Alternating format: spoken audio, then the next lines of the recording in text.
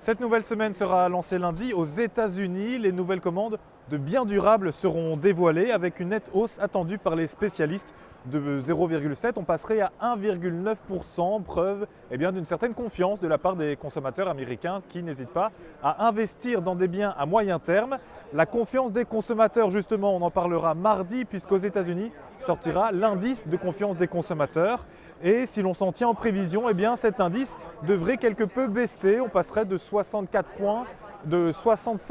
points à 64 points pour le mois de décembre. Mercredi, on restera aux États-Unis avec deux données qui engendreront à coup sûr du mouvement sur les marchés. Tout d'abord, la mise à jour du produit intérieur brut américain, un PIB dont la croissance devrait diminuer et passer de 3,1 à 1,2%. Et puis le résultat de cette enquête sur l'emploi et plus précisément sur la création d'emplois dans le secteur privé. Et là aussi, les spécialistes s'attendent à une baisse avec 25% de moins d'emplois créés. Jeudi maintenant, on traversera l'Atlantique, direction l'Europe et plus précisément l'Allemagne avec plusieurs statistiques importantes. L'évolution du chômage, l'indice des prix à la consommation ou encore les ventes au détail, des données que surveilleront bien évidemment l'ensemble des places boursières européennes.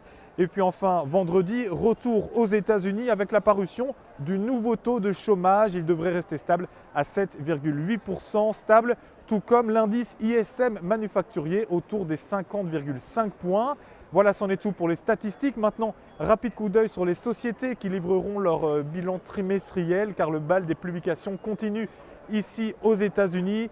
À suivre donc cette semaine, principalement lundi, Caterpillar, mardi, Amazon et Ford. Et enfin, mercredi, ce sera au tour de Boeing.